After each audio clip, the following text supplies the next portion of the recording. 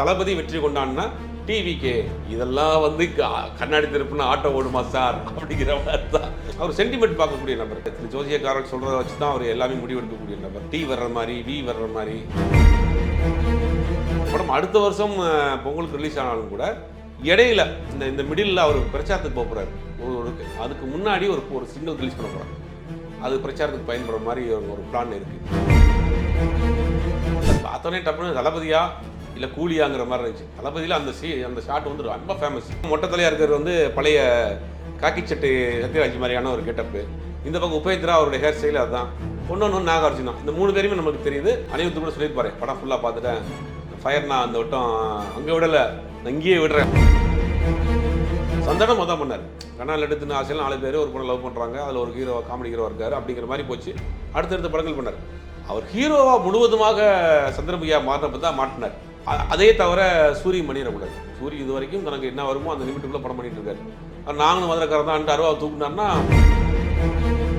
தளபதி விஜய் அவர்கள் அடுத்து ஜனநாயகன் படம் வந்து ரிலீஸ்க்கு காத்துக்கிட்டு இருக்கு. ஆனால் அதை பற்றி நிறைய நியூஸ்லாம் வருது. தளபதியோட பேரை பற்றி ஒரு சில நியூஸ்லாம் வந்திருக்கு. நீங்கள் அதை கேள்விப்பட்டீங்க? ஆமாம், நிறையா சோஷியல் மீடியாவில் போயிட்டு இருக்கு. சில செய்திகளும் வந்துட்டு இருக்கு. தளபதி வெற்றி கொண்டான் அப்படின்னு ஒரு பேர். இந்த வெற்றி கொண்டான்ங்கிற பேர் பலருக்கும் இன்னைக்கு வந்து தெரிஞ்சிருக்குமா என்னன்னு தெரியல. திமுகவில் மிகப்பெரிய ஒரு பேச்சாளர். அது அப்படின்னா அவர் சலடியாக பேசக்கூடியவர், அதே நேரத்தில் கொஞ்சம் 18+ ஆகவும் பேசக்கூடியவர்.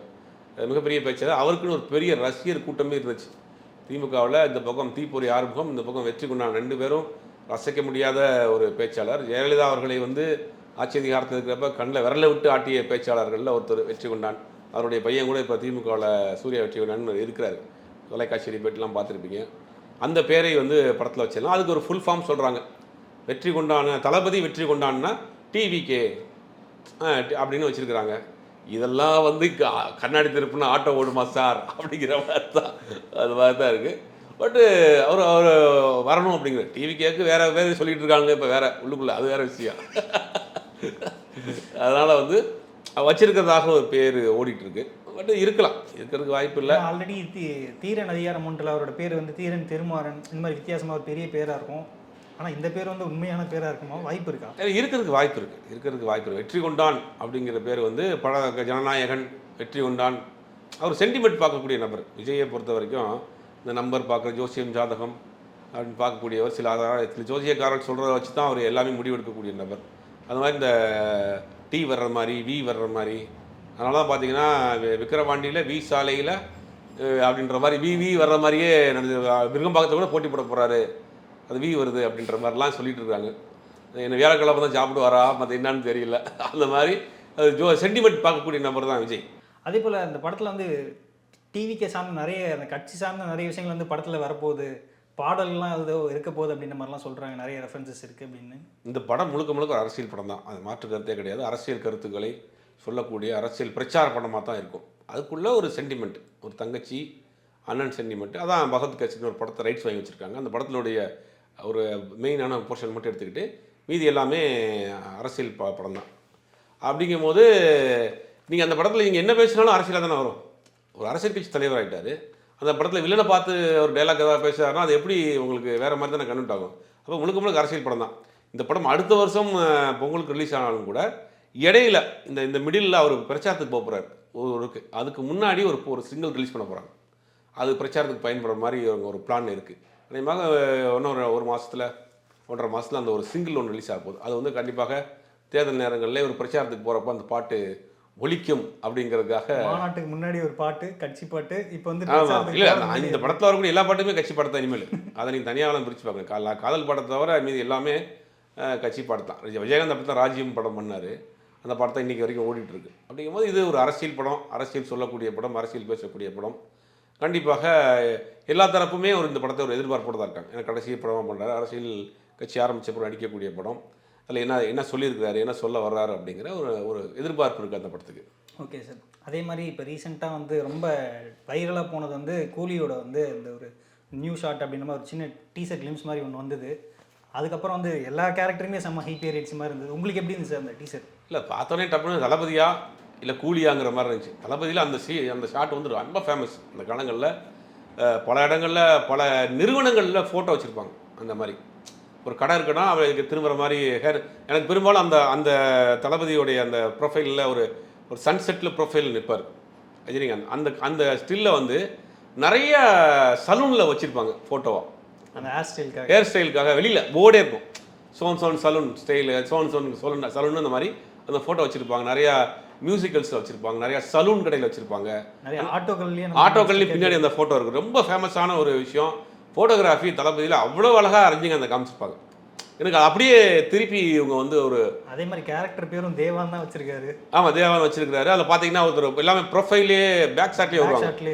அது ஒன்று சத்யராஜ், இன்னொன்று வந்து உபேந்திரா, அப்புறம் வந்து எல்லாருமே தெரியுது. நமக்கு ஓரளவுக்கு கஷ் பண்ணிடுறோம் சினிமாவுக்குள்ள இருக்க, வெளியே இருக்க ஆட்களுக்கு தெரியாது. அது ஒரு பக்கம் மொட்டத்தலையாக இருக்கிறது வந்து பழைய காக்கி சட்டை சத்யராஜ் மாதிரியான ஒரு கெட்டப்பு. இந்த பக்கம் உபேந்திரா அவருடைய ஹேர் ஸ்டைல் அதுதான். ஒன்று நாகார்ஜுனா. இந்த 3 பேருமே நமக்கு தெரியுது. இவங்க 3 பேர் நடந்து போகிறாங்க. ஒரு ப்ரொஃபைலில் ஒரு ஷாட்டு அப்படி வச்சு ஒரு கூலின்னு வந்து ஒரு சின்ன ஒரு கிளிப்ஸ் மாதிரி ஒன்று போட்டிருக்காங்க. படத்துக்கு ஒரு பெரிய எதிர்பார்ப்பை எகிரி விட்டுருச்சு. ஆல்ரெடி அதுலேயுமே அந்த ஒரு சின்ன பாட்டு, ஒரு சின்ன போர்ஷனுமே வந்து பட்டாசாக இருக்குது அப்படின்ற மாதிரிலாம் வருது. ரொம்ப நல்லா இருக்குது, ரொம்ப நல்லா இருக்குது. எல்லாம் பிரில்லியண்டாக பண்ணியிருக்காங்க. படம் ஆல்மோஸ்ட் முடிச்சிட்டாங்க, எடிட்டிங்லாம் முடிச்சுட்டு ரீரெக்கார்டிங் வேலைகளுக்கு உண்டான நடந்துகிட்டு இருக்குது. அதான் அனிருத் கூட சொல்லியிருப்பாரு, படம் ஃபுல்லாக பார்த்துட்டேன், ஃபயர்னா அந்த வட்டம் அங்கே விடலை, நான் இங்கேயே விடுறேன் ஃபயர்னு ஒரு இன்டர்வியூவில் சொல்லியிருந்திருப்பார்.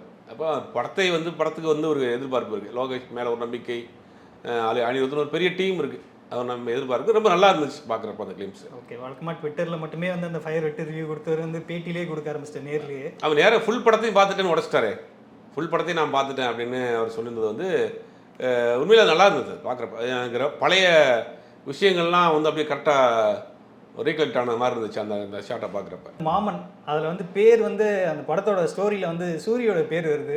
காமெடி நடிகராக இருந்து ஹீரோவாக மாதிரி இப்போ வந்து ஒரு கதாசிரியராக வந்து வளர்ந்துருக்காரா?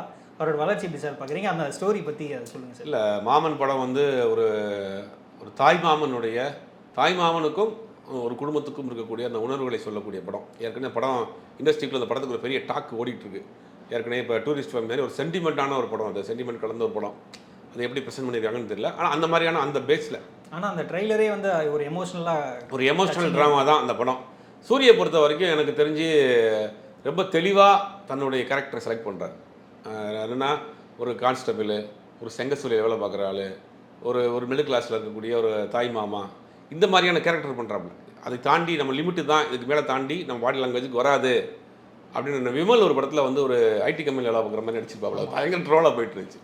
அந்த மாதிரியான விஷப்பரிச்சையெல்லாம் சூரி பண்ணாமல் என்ன பண்ணுறாப்புல, அதை தன்னுடைய லிமிட்டுக்குள்ளே வச்சுருக்காப்புல. அந்த லிமிட்டுக்குள்ளே தாண்டி போயிடக்கூடாதுன்னு பண்ணுறாரு. இந்த கதை எப்படின்னா, இந்த கதை ரொம்ப நாளைக்கு முன்னாடி ஆக்சுவலாக ஒரு வெப் சீரியலாக பண்ண வேண்டியதாக இருந்துச்சு. அப்புறம் ஒரு படமாக வேற ஒரு டேரக்டர் கூட பண்ண வேண்டியதாக இருந்துச்சு இந்த படம். அதுக்குண்டான ஆஃபீஸ்லாம் போட்டு டிஸ்கஷன்லாம் போச்சு. இது எப்படின்னா, அவர் தன் பார்த்த குடும்பம் சார்ந்த விஷயங்களே ஒரு ஆர்டராக சொல்லியிருக்காரு, இந்த மாதிரி ஒரு இதாக இருக்குது அப்படின்னு. அதை தான் கதையாக பண்ணியிருக்காங்க. இது வேற ஒரு டேரக்டர் ஆக்சுவலாக பண்ண வேண்டியது அவங்களாம் உட்காந்து பேசினாங்க. கடைசியில் ஆரம்பிக்க போகிறது முடியாமல் போச்சு. தன் பார்த்த விஷயங்களை, தன் குடும்பத்தில் நடந்த விஷயங்களை, அந்த ஊரில் நடந்த விஷயங்களை அப்படியே ஒரு கோர்வையாக ஒரு ஸ்டோரியாக ஒன்று சொல்லியிருக்காரு. அதை டெவலப் பண்ணி தான் இந்த மாமன் படம் வந்திருக்கு. நிறைய அந்த படத்தினுடைய ஆடியோ லான்ச்சில் பெரிய டேரக்டர்ஸ் பட்டாளமே சூரிக்காக வந்திருந்தாங்க. லோகேஷ் எல்லாம் வரைய மாட்டார், லோகேஷ்னு ஒரு பெரிய டீம் வந்து எல்லாரும் பயங்கரமாக வாழ்த்திருந்தாங்க. படத்துக்கும் மேலே ஒரு பெரிய எதிர்பார்ப்பு இருக்குது. எமோஷனல் ஒரு ஃபேமிலி எமோஷனல் படம் அப்படிங்கிறது நமக்கு எல்லாம் தெரியுது. சமீப காலமாக அந்த படங்களுக்கு ஒரு பெரிய எதிர்பார்ப்பு இருக்குது. இந்த டேரக்டர், இந்த விலங்கன் வெப் சீரிஸ் பண்ணார் அவர், அதில் ஒரு பெரிய அளவில் பேசப்பட்ட ஒரு டேரக்டர், அவர் இந்த படம் பண்ணுறாரு. சூரியனுடைய இந்த வளர்ச்சி அப்படிங்கிறது ஒவ்வொரு அடியாக பார்த்து ரொம்ப கவனமாக எடுத்து வைக்கிறார். நமக்கு என்ன வரும், நமக்கு என்ன ஒரு லிமிட்டுக்கு மேலே தாண்டக்கூடாது, அதை தாண்டி நம்ம வந்துடக்கூடாது அப்படிங்கிறத ரொம்ப பண்ணுறாரு. அது சரியான ஒரு வளர்ச்சியாக, சரியான மூவாக நான் பார்க்குறேன். ஆனால் இதே மாதிரி கொண்டு போகணும். இதே மாதிரியே ஒரு போனார்னா நல்லது. இதை தாண்டி வேறு விஷயம் போச்சுன்னா மாட்டிக்குவாங்க. சந்தானமும் இதே மாதிரி தான் பண்ணார். சந்தானம் மாதிரி ஒரு காமெடி கண்டென்ட் வந்து யாருமே கொடுக்க முடியாது. இன்றைக்கு வரைக்கும் சந்தானத்துக்கு உண்டான இடம் காலியாக இருக்குது. அதனால தான் 12 வருஷத்துக்கு முன்னாடி வந்த படம் வந்து பிச்சை எடுத்துகிட்டு போச்சு. சந்தானம் பண்ணது என்னென்னா, ஒரு காமெடி ஓரியன்டட் ஸ்கிரிப்டாக பண்ணியிருந்தாப்புல. கண்ணா லட்டு தின்னு ஆசையா அப்படி காமெடி படங்கள்லாம் பண்ணி ஒரு கொஞ்ச நாள் கழிச்சு நான் தான் கெங்கு, என்னை விட்ட யாருன்ற மாதிரியான படங்கள்லாம் எல்லா படமும் கிட்டத்தட்ட ஒரே படம் மாதிரியே ஆயிடுச்சு. அப்போ என்ன ஆச்சுன்னா, அங்கே தான் ஸ்லிப் ஆகிறாப்புல. இந்த காமெடி நடிகராக இருக்கிறவர்கள் ஹீரோவாக ட்ரான்ஸ்ஃபர் ஆகிறப்போ ரொம்ப சிக்கல் இருக்குது. நீங்கள் அவங்க வந்து லவ் பண்ணால் ஏற்றுக்கவே முடியாது. அவங்க இது வரைக்கும் பார்த்து சிரித்து காமெடின்னா என்னது உங்களுக்கு பஃபூன் தானே. அந்த மாதிரி கேரக்டரை பார்த்துட்டு அவங்க ஆக்ஷன் பண்ணாவோ, அவங்க லவ் பண்ணாவோ, ஏற்றுக்கவே மாட்டாங்க யாருமே. ஆனால் அதே ஆள் எமோஷனல் பண்ணாங்கன்னா பயங்கரமாக ரீச் ஆகும். இது நம்ம கூடயே ஒரு 4 பேர் இருப்பான், அதில் ஒருத்தவங்க எப்போ பார்த்தாலும் காமெடி பண்ணிட்டு கடக்கலன்னு இருப்பான். அவன் ஒரு நாள் வந்து ரொம்ப எமோஷனலாக அழுதுட்டானா எல்லாருமே நம்ம ஆப்ஷன் என்ன ஏன் இப்படி இருக்க ஏன் இப்படி இருக்குன்னு கேட்டுருவாங்க. அது மாதிரி தான் இந்த அது காமெடி நடிகர்கள் எமோஷனல் பண்ணால் அது பயங்கர ஒர்க் அவுட் ஆகும். உதாரணத்துக்கு எடுத்துட்டிங்கன்னா நிறைய நாகேஷ் நிறையா சொல்லலாம். சமீபத்தில் மாமன்னன் படத்தில் வடிவேல் பண்ண அந்த எமோஷனல் தான் படத்துக்கு பெரிய ப்ளஸ் தூக்கி நிப்பாட்டிச்சு. அப்போ எமோஷனல் வந்து ஏற்றுக்கிடுவாங்க. அதுதான் ஆக்ஷன் வந்தால் காதல் பண்ணால் அது ஏற்றுக்கிறது கஷ்டம். ஏன்னா அவங்கள அப்படியே நம்ம பார்த்து பழையிருப்போம். ஒரு காமெடி நடிகராக புரோட்டா தீம்பார், சிவகார்த்தியனோட சுற்றிட்டு இருப்பார், ஹீரோயினை லவ் பண்ணுவோம் அப்படின்ற ஹீரோயின் லவ்வுக்கு ஹெல்ப் பண்ணுவார் இப்படிங்கிற பார்த்துருப்போம். அவங்களே ஹீரோயின் லவ் பண்ணுறாங்க அப்படிங்கிறது கொஞ்சம் அங்கே இடைஞ்சலாக இருக்கும். அதை பேலன்ஸ் பண்ணுறதுக்கு என்ன பண்ணுவாங்கன்னா அதுக்கு உண்டான கதைகளை கரெக்டாக செலக்ட் பண்ணிவிட்டு அதுக்குள்ளே உட்காந்துட்டோம்னா சரியாக போயிடும். சந்தனம் மொதல் பண்ணார். கண்ணால் எடுத்துன்னு ஆசையில் 4 பேர் ஒரு பொண்ணை லவ் பண்ணுறாங்க, அதில் ஒரு ஹீரோ காமெடி ஹீரோ இருக்கார் அப்படிங்கிற மாதிரி போச்சு. அடுத்தடுத்த படங்கள் பண்ணார். அவர் ஹீரோவாக முழுவதுமாக சந்திரமுகியா மாறினப்போ தான் மாட்டினார். நான் தான் ஹீரோ, நாங்கள் ஹீரோவை நடிக்கக்கூடாதா அப்படின்லாம் சில படங்கள்லாம் டைலாக் பஞ்செலாம் பேச ஆரம்பிச்சிட்டாப்புல. அங்கே தான் வந்து அது வந்து மிஸ்டேக் ஆயிடுச்சு. அதே தவிர சூரி பண்ணிடக்கூடாது. சூரி இது வரைக்கும் தனக்கு என்ன வருமோ அந்த லிமிட்டுக்குள்ளே படம் பண்ணிகிட்டு இருக்காரு. நாங்களும் மதுரைக்காரர் தான் அருவாவை தூக்குனார்னா முடிஞ்சு கதை. அப்போ இப்போ கொஞ்சம் ரிவர்ஸில் வந்திருக்காரு. சந்தானம் போய் முட்டி மோதிட்டு திருப்பி ரிவர்ஸில் வந்து இப்போ அவருக்கு உண்டான கதைகளை மட்டும் எடுத்து பண்ணுறாரு. சும்பு படத்தை கூட காமெடியாக பண்ணுறாரு, சில பெரிய படங்கள் பண்ணுறாரு. இந்த காமெடி நடிகர்களை பொறுத்த வரைக்கும் சினிமா தானே அதில் என்ன பண்ணாலும் பரவாயில்ல. சூர்யா இருக்கட்டும், சந்தானமாக இருக்கட்டும், பெரிய படங்களில் காமெடியும் பண்ணலாம். நீங்கள் ஹீரோவாக ஒரு பக்கம் பண்ணாலும் வருஷத்துக்கு 2 படம் 3 படம் ஹீரோவாக பண்ணால் கூட பெரிய பெரிய படங்களில் காமெடியும் பண்ணலாம். அது நமக்கு அந்த இது அந்த ஒரு வரைமுறைக்குள்ளே அடைஞ்சு போயிடாமல் ஹீரோங்கிற ஒரு இதுக்குள்ளே அடைஞ்சு போயிடாமல். விஜய் சேதுபதி வந்து என்னென்னவோ பண்ணிட்டு வந்துட்டாரு, தாத்தா பண்ணுறாரு, என்னென்னவோ பண்ணுறாரு. மலையாள நடிகர்கள் அப்படி தானே பண்ணுறாங்க. ஃபகத் பாசில் அங்கே ஹீரோவாக இருக்கிறாரு, இங்கே வந்து கேரக்டர் ரோல் பண்ணுறாரு. துல்கர் சல்மான் அங்கே ஹீரோவாக இருக்காரு, இங்கே கூப்பிட்டா எந்த கேரக்டர் வேணாலும் பண்ண ரெடியாக இருக்கிறாங்க. நிறையா நடிகர்கள் சொல்லலாம். ஒரு வட்டத்துக்குள்ளே நீங்கள் உங்களுக்கு கேரக்டர் நல்லா இருக்கா, உங்களுக்கு நல்லா ஒரு சம்பளம் தர்றாங்களா அப்படின்னா நம்ம பண்ண வேண்டியதானே. எதுக்கு நம்ம ஒரு வட்டத்துக்குள்ள அடைச்சி அது வந்து சேஃப்டியும் கூட. ஒன்றும் இல்லைன்னா ஒன்று கை கொடுக்கும். இந்த வில்லன் நடிகர்கள் அப்பா நடிகர்கள்லாம் பார்த்தீங்கன்னா சவுத் இந்தியா ஃபுல்லாக சுற்றுவாங்க. எல்லா லாங்குவேஜில் அப்பாவாக இருப்பார், எல்லா லாங்குவேஜிலும் வில்லனாக இருப்பார். அது வந்து நமக்கு ஒரு சேஃப்டி. அந்த மாதிரி பண்ணலாம். நான் ஹீரோவை தான் பண்ணிட்டேன், இனிமேல் பண்ண மாட்டேங்கிறது இருக்கிறத விட்டுறது மாதிரி ஆகிப்போம். அப்போ திருப்பி இவங்க நல்ல கேரக்டர் கிடைச்சா சந்தானம் பண்ணலாம், சூரி பண்ணலாம். காமெடி சொல்கிறேன். நல்ல பெரிய படங்களுக்கு காமெடி பண்ணலாம். நல்ல ஸ்கிரிப்ட் இருந்தால் ஹீரோவை பண்ணுங்க.